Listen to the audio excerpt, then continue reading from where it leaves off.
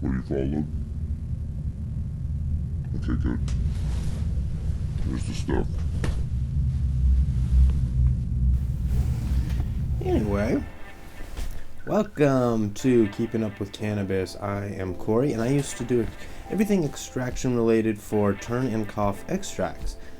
Due to it still being relatively unregulated market, I ended up dealing with a lot of cannabis that I would consider contaminated, i.e. mold, bugs, certain nutrients or plant growth regulators, random crackling noises, etc. So I thought it would be relevant to do a cliche YouTube reaction video, especially after watching Vice put out a video incorrectly talking about skunk cannabis almost right after I made my long ass video about how the UK is misusing that term. So I kind of lost a little hope in them. Anyway, so I filmed and edited an entire reaction video, but changed my mind because it made a bit more sense to do some actual research and put out some actual useful information. So, here are the insanely truncated cliff notes, I would say, for Vice's video, which is in Germany, the drug spice, I'm sure you've heard of on the news, or also referred to as K2, the chemicals that are used for that are being sprayed on cannabis to make it much more potent, sometimes up to 600 times as potent, and it's more addictive and subsequently more dangerous. What was not really made clear though in the video, and what I couldn't really determine through research, was how prevalent the problem is and where exactly it's happening. So is this just in Germany? Is it all of Germany, just part of Germany? Is it any country that doesn't have access to medical or recreational cannabis? They didn't really make that clear. But by now, I'm guessing most people have heard of spice, but if not, here's a quick rundown. Lab scientists created a synthetic cannabinoid to study the cannabinoid system in the human brain. And then chemical manufacturers have since modified and continue to modify to circumvent the law that original synthetic cannabinoid into a spray that gets applied to seemingly random plant material that gets sold in places like gas stations and smoke shops under the guise of being incense or not for human consumption. While it interacts with the same reactors as THC, it has a much different effect and has been shown to be quite harmful, addictive, and even deadly. So if you are someone who buys cannabis on the black market for personal consumption and are concerned about the issue of spice contamination, ask to smell the product first. Apparently it may have a chemical smell to it, or even smell like cloves. Natural cannabis generally smells skunky. Or if the product is overly harsh on the lungs, that could also be an indication as you are inhaling chemicals. It's worth mentioning that the drug dealer having the moral dilemma in the video makes a solid point about decriminalization or legalization. When done correctly, decriminalizing cannabis while offering medical and recreational options for consumers can completely undercut the black market. For instance, Oregon got to the point where their cannabis producers couldn't even give their product away.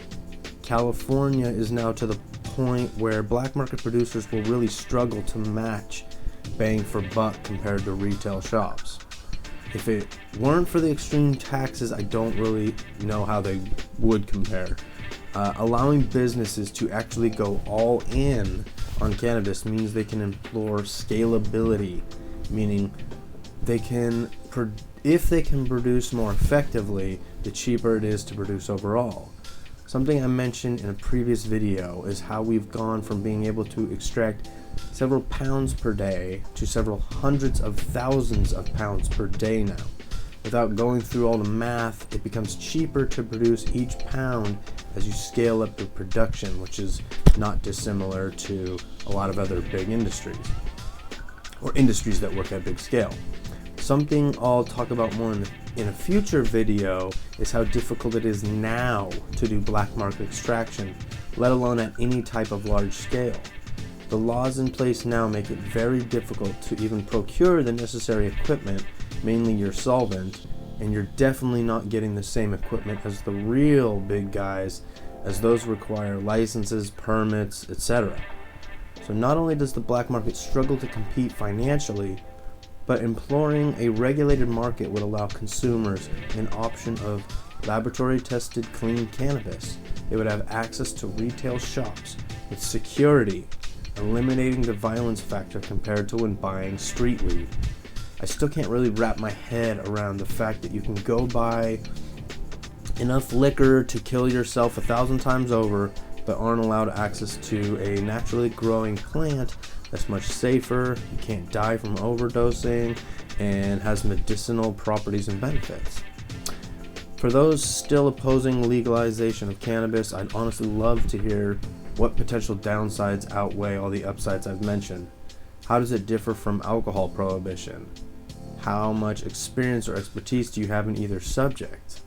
What information, if any, would change your mind about legalization? Scientific evidence coming from your trusted news source? Regardless of what you're waiting for, the world will move on with or without you. In the meantime, until worldwide legalization occurs, my advice for anyone forced to buy street weed is ask to smell the product first. Remember, you're looking, cannabis is supposed to smell skunky, not chemically, or like cloves. When you first try something you've bought off the street, try a very small amount first to judge the taste and effect. Compare it to what you know or anecdotes online. Again, anything chemically is a red flag. Harsh on your lungs, the smell, the taste. Or even try and find a trustworthy grower to get product from directly. I know that's easier said than done, but that's a good way to know where your cannabis comes from and what's happening to it. Do what you can to encourage your lawmakers to rethink legalization. Remember that big changes like this take time. It took California 20 years to go from medical cannabis only to adding recreational. So it won't happen overnight, but changes are occurring exponentially now. And with more conservative states changing their laws like we just did in 2021, it will only encourage other jurisdictions to follow. Thanks for joining me on today's video of Keeping Up With Cannabis. Subscribe for more videos like this. Thanks.